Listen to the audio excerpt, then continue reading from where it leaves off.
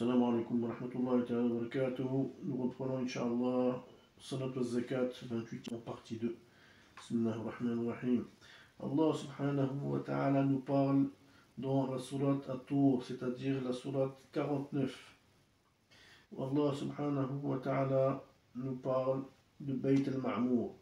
Allah ta'ala nous dit, sourate 52. Allah ta'ala nous dit, Wat-Tur, je jure par le mont Tour, wa kitabim mastour, par le livre bien gardé, fi raqim manshur, où Allah subhanahu wa ta'ala nous dit sur un parchemin déployé, wal baytil ma'mour, et par la maison peuplée. Ici, Allah subhanahu wa ta'ala jure par le mont Tour.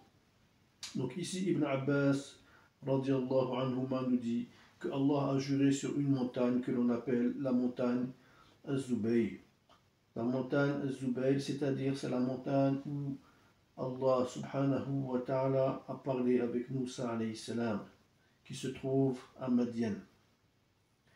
Mais à l'époque, toute montagne, on l'appelait Tour, montagne Tour. Mais ici, Allah subhanahu wa ta'ala jure par At-Tour, mais il jure donc par la montagne de Zubayr. Cette montagne-là, donc c'est la montagne où Allah subhanahu wa ta'ala a parlé avec Moussa alayhi salam. Mais il ne s'agit pas de Tour Sinin, de la montagne où Moussa alayhi salam, lorsqu'il partait avec son peuple pour rechercher la terre promise, là où ils ont été, c'est-à-dire qu'il est monté avec les 70 hommes de son peuple. Ce n'est pas cette montagne-là. Ici, Allah subhanahu wa ta'ala nous parle dans le deuxième verset, wa kitabim mastour. Ici, la première chose que Allah subhanahu wa ta'ala a créée, nous disons que c'est Al-Qalam, la plume. Puis, après la plume, Allah subhanahu wa ta'ala a créé le Kitab Mastour, c'est-à-dire le livre. Et en troisième, Allah subhanahu wa ta'ala a créé le destin. Allah ta'ala a dit à la plume d'écrire, et par crainte d'Allah ta'ala, elle a laissé couler une goutte, et c'est ça qui a été le destin. Et ceci a eu lieu 50 000 ans avant la création de Adam alayhi salam. Dans le troisième verset de la sourate Tour 52, Allah subhanahu wa ta'ala dit fi raqim manshur, et dans les feuilles éparpillées. Ici, Allah subhanahu wa ta'ala dit éparpillé, c'est-à-dire que chacun d'entre nous aura sa feuille avec ce qu'il a fait comme action, bonne ou mauvaise. Et enfin, dans le quatrième verset, Allah subhanahu wa ta'ala dit wal baytil ma'mour. Allah subhanahu wa ta'ala a juré aussi sur Bayt al-Ma'mour. Certains disent que ce Bayt al-Ma'mour se trouve au 6e ciel. Et nous disons qu'elle fait face à la Kaaba. Et les étoiles du 7e ciel, ce sont elles qui alimentent comme lumière Bayt al-Ma'mour au 6e ciel. Les anges entrent dans cette maison. Il y a deux tafsirs ou bien deux explications de cela.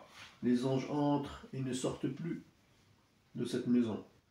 Ou bien les anges entrent, sortent et ne reviennent plus à cette maison.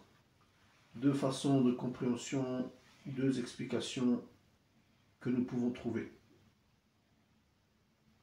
Il est donc dit que Bayt al-Ma'mour, elle donne directement sur la Kaaba. C'est-à-dire que la lumière de cette maison descend directement sur la Kaaba, qui lui fait directement face. Comme nous avions dit, si nous nous trouvons sur le toit de la Kaaba et que nous montons directement, nous allons arriver sur Bayt al-Ma'mour. Ici donc Allah subhanahu wa ta'ala nous parle de cette maison peuplée qui est Bayt al-Ma'mour. Par le consensus des savants, Bayt al-Ma'mour se trouve au 7e ciel.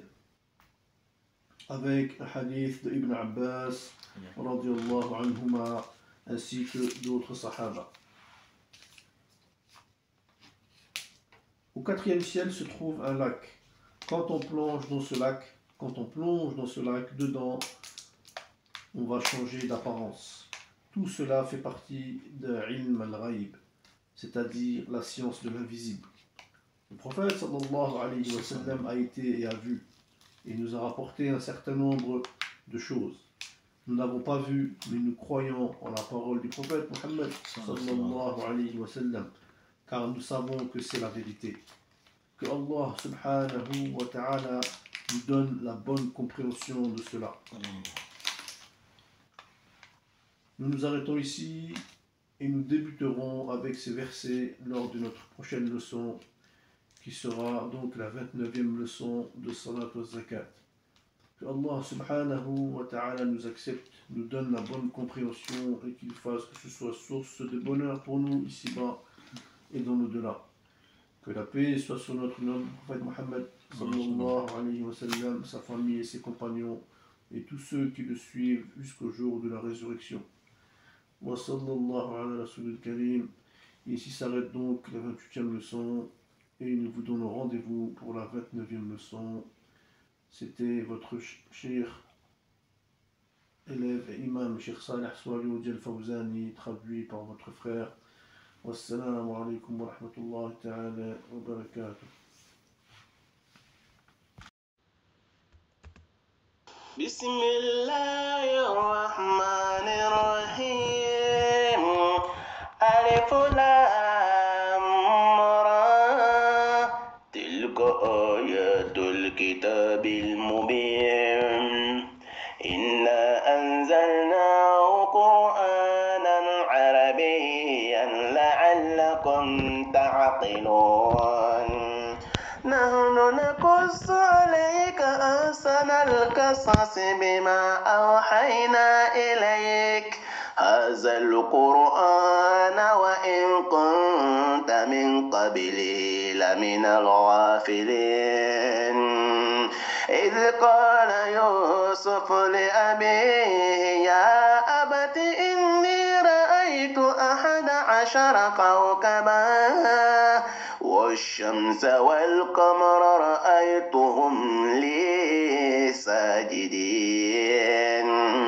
قال يا بني لا تقصص رؤياك على إخوتك فيكيدوا لك كيدا إن الشيطان للإنسان عدو مبين.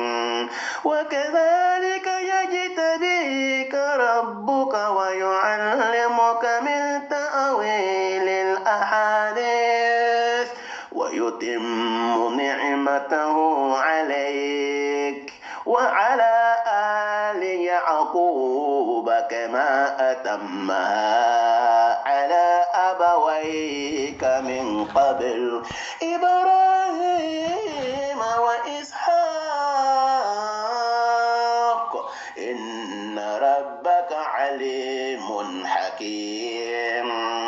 لقد كان في يوسف وإخوته آيات للسائلين إذ قالوا ليوسف وأخوه أحب إلى أبينا منا ونحن عصبة إن أبانا لفي ضلال مبين. اقتلوا يوسف أو اطرحوه أرضا يخل لكم وجه أبيكم وتكونوا من بعده قوما صالحين. قال قائل منهم لا تقتلوا يوسف يوسف وألقوه في غيابات الجب يلتقطوا بعض السيارة